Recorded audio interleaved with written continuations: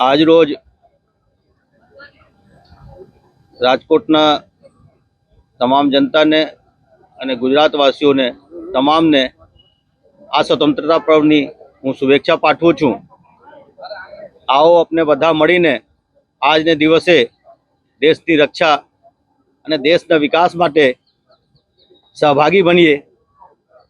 દેશ ઉત્તરોત્તર પ્રગતિ કરતા રહે તે મુજબ આપણે બધા મળીને કામ કરીએ। હાલના યુગમાં જેવી રીતે ટેકનોલોજીના વિકાસ થયા આમાં બધા લોકો સાયબર યુગમાં આપણે આવી ગયા। જેવી જ રીતે આપણે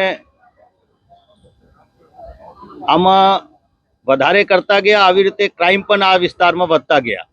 તો હાલમાં સાયબર ક્રાઇમ જે કરનાર લોકો છે આ લોકો સફળ નહીં થાય આ માટે આપણે દરેક વખતે સાયબર ક્રાઇમના જાગૃતિ લાવવા માટે કાર્યક્રમો કરી રહ્યા છીએ।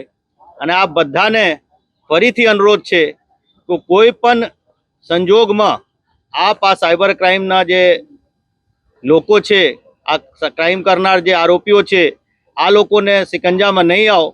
જ્યારે પણ આપને કોઈ પણ શંકા જાય ત્યારે તરત જ પોલીસને સંપર્ક કરો।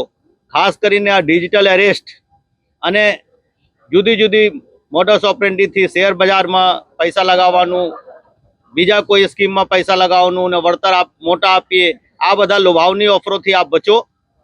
અને જો કંઈ આપને સાથે બનાવ બની જાય તો તરત જ 1930 પર કોન્ટેક્ટ કરીને પોલીસને જાણ કરો તે આપ બધાને વિનંતી।